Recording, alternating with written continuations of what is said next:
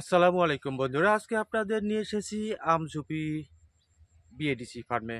আপনারা দেখছেন চারিপাশে কিন্তু অসংখ্য সূর্যমুখীর যেই বাগান, এই বাগান দেখতেই কিন্তু প্রতি বছর দেশের দূর দূরান্ত থেকে এসে থাকে এই সূর্যমুখীর বাগান দেখার জন্য। তো আমরা কথা বলবো কয়েকজন দর্শনার্থীর সাথে যারা প্রতিনিয়ত প্রতি বছরই এইখানে ফুল দেখার জন্য আসে। তো জানবো তারা তাদের এলাকা ছেড়ে আমাদের এলাকাতে কেন ফুল দেখার জন্য আসে এবং ফুল দেখে তাদের অনুভূতি। প্রথমেই জানাতে চাই, সূর্যমুখীর এ প্লটে কিন্তু জনসাধারণের প্রবেশ নিষেধ রয়েছে। দর্শনার্থীরা বাধা মানে না, সে কারণেই কিন্তু কাটার ডাল পুঁতে রাখা হয়েছে। তবুও বাঁধ মানানো সম্ভব হয়ে ওঠে না। তবে এখনও প্লটের সমস্ত ফুল ফুটে ওঠেনি, যার কারণে দর্শনার্থীদের তেমন একটা ভিড় পরিলক্ষিত হয়নি। তাছাড়া 14ই ফেব্রুয়ারি নাকি ছিল ভালোবাসা দিবস, সেজন্যই অনেকেই ভালোবাসা দিয়ে কিংবা নিয়ে গেছেন, যার কারণে আজকে আর প্রয়োজন মনে করছে না তা দেবার ও নেবার। তবে ভালোবাসা দিক কিংবা নাই দিক, আর এক সপ্তাহ পরই দেখা মিলবে দর্শনার্থীদের উপচে পড়া ভিড়। চারিদিকে হলুদ ফুলের মন মাতানো রূপ, এ যেন হলুদের রাজ্য। না এসে কি থাকা যায়?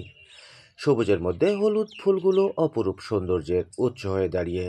এ দৃশ্যের সৌন্দর্য আর একটু বাড়িয়েছে রাস্তার দুপাশের নারিকেল গাছের সারি।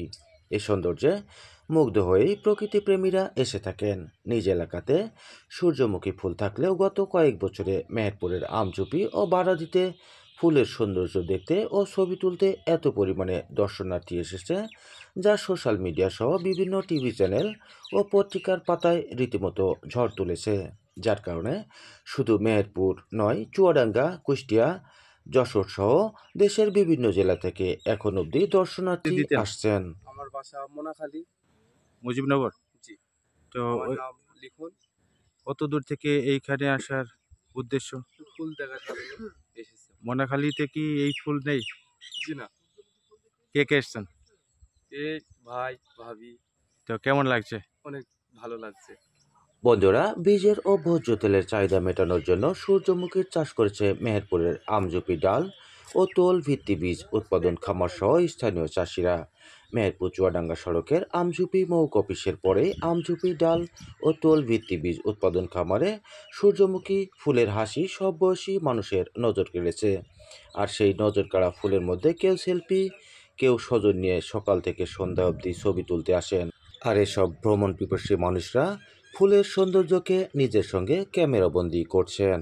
বন্ধুরা, আরও কয়েকজন দর্শনার্থীর সাথে কথা বলবো এবং এরই মাধ্যম দিয়ে আমি বিদায় নিচ্ছি। মাজিদ আল মামুন। সকলে ভালো থাকবেন, সুস্থ থাকবেন, নিরাপদে থাকবেন। যশোর থেকে মেহেরপুরে এই আমঝুপিতে কি উদ্দেশ্য? আমঝুপিতে আমরা আসিছি চুয়াডাঙ্গা আকাশ পার্কে, এবং ওখান থেকে উদ্দেশ্য ছিল যে আমঝুপি নাম শুনেছি অনেকদিন ধরে, একটু দেখিনি, দেখার উদ্দেশ্য এইটাই। কতজন এসছেন আপনারা? আমরা ফ্রেন্ড সার্কেল আমরা এখানে আসছি দুজন, আর গাড়ি আসতে ওখানে।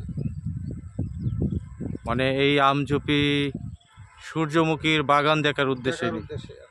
জি, ধন্যবাদ। একটু নাম পরিচয়টা দিতেন। মোহাম্মদ কবির হোসেন, চৌগাছা পুটিপাড়া।